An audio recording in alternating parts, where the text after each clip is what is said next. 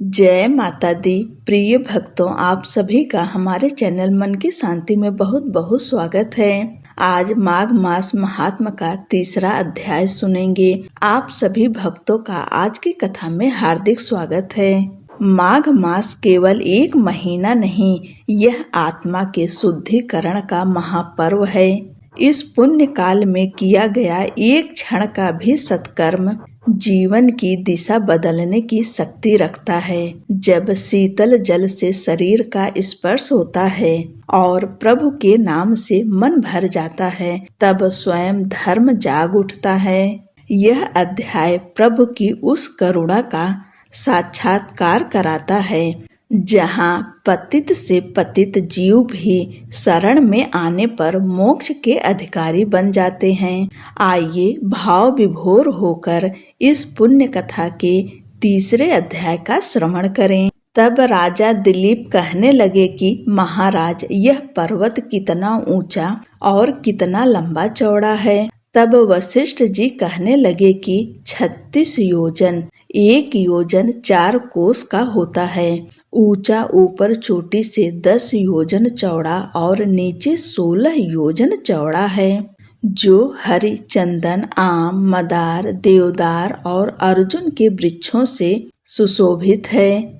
दुर्भिक्ष से दुखी होकर इस पर्वत को फल और फूलों से परिपूर्ण देखकर भृगु वहीं रहने लगे और यहाँ पर कंदराओं, वनों और उपवनों में बहुत दिनों तक तप करते रहे। इस प्रकार जब भृगु ऋषि वहाँ पर अपने आश्रम पर रह रहे थे, तो एक विद्याधर अपनी पत्नी सहित उतरा। वे अत्यंत दुखी थे।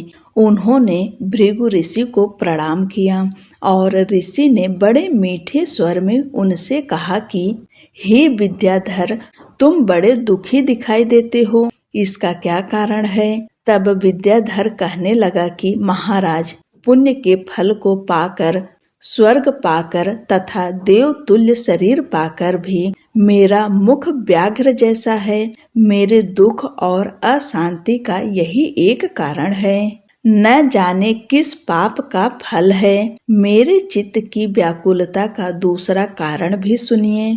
मेरी पत्नी अति रूपवती, मीठा वचन बोलने वाली, नाचने और गाने की कला में अति प्रवीण, शुद्ध चित्त वाली, 7 सुरों वाली, वीणा बजाने वाली, जिसने अपने कंठ से गाकर नारद जी को प्रसन्न किया, नाना स्वरों के नाद से वीणा बजाकर कुबेर को प्रसन्न किया, अनेक प्रकार के नाच ताल से शिव जी महाराज भी अति प्रसन्न और रोमांचित हुए। शील, उदारता, रूप तथा यौवन में स्वर्ग की कोई अप्सरा भी इस जैसी नहीं है। कहाँ ऐसी चंद्रमुखी स्त्री और कहाँ मैं व्याघ्र मुख वाला, यही चिंता सदैव मेरे हृदय को जलाती है। विद्याधर के ऐसे वचन सुनकर तीनों लोकों की भूत, भविष्य और वर्तमान की बात जानने वाले तथा दिव्य दृष्टि वाले ऋषि कहने लगे कि हे विद्याधर, कर्म के विचित्र फलों को प्राप्त होकर ज्ञानी पुरुष भी मोह को प्राप्त हो जाते हैं। मक्खी के पैर जितना विष भी प्राण लेने वाला हो जाता है। छोटे छोटे पापों का फल भी अत्यंत दुखदायी हो जाता है। तुमने माघ मास की एकादशी का व्रत करके द्वादशी न आने तक शरीर में तेल लगाया, इसी पाप कर्म से व्याघ्र हुए। एकादशी के दिन उपवास करके द्वादशी को तेल लगाने से राजा पुरुरवा ने भी कुरूप शरीर पाया था। तब वह अपने कुरूप शरीर को देखकर दुखी होकर हिमालय पर्वत पर देव सरोवर के किनारे पर गया। प्रीति पूर्वक शुद्ध स्नान कर कुशा के आसन पर बैठकर भगवान कमल नेत्र, शंख, चक्र, गदा, पद्म के धारण करने वाले, पीतांबर पहने, वन माला धारण किए हुए विष्णु का चिंतन करते राजा पुरुरवा ने 3 मास तक निराहार रहकर भगवान का चिंतन किया।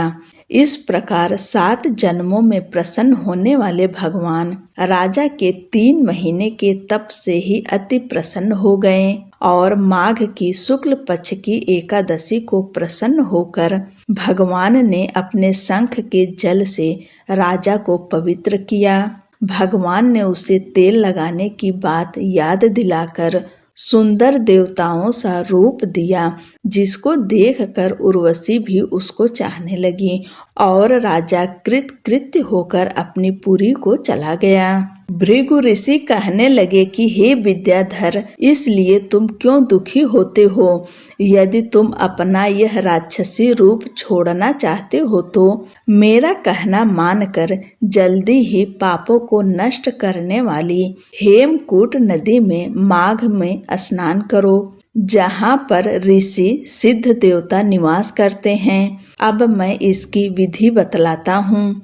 तुम्हारे भाग्य से माघ मास आज से 5वें ही दिन आने वाला है। पौष शुक्ल एकादशी से इस व्रत को आरंभ करो। भूमि पर सोना, जितेंद्रिय रहकर दिन में 3 समय स्नान करके महीना भर निराहार रहो। सब भोगों को त्याग कर तीनों समय भगवान विष्णु का पूजन करो। जब तुम द्वादशी को शिव जी स्तोत्र और मंत्रों से पूजन करोगे तो तुम्हारा मुख देखकर सभी चकित हो जाएंगे और तुम अपनी पत्नी के साथ सुखपूर्वक क्रीड़ा करोगे। माघ मास के प्रभाव को जानकर सदा माघ में स्नान करो। पाप दरिद्रता से बचने के लिए मनुष्य को सदा यत्न से माघ मास का स्नान करना चाहिए। स्नान करने वाला इस लोक तथा परलोक में सदा सुख पाता है।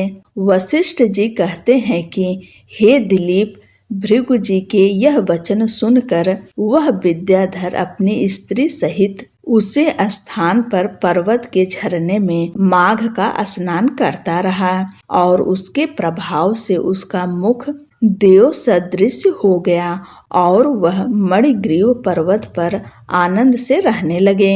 भृगु जी भी नियम की समाप्ति पर शिष्यों सहित ईवा नदी के तट पर आ गए।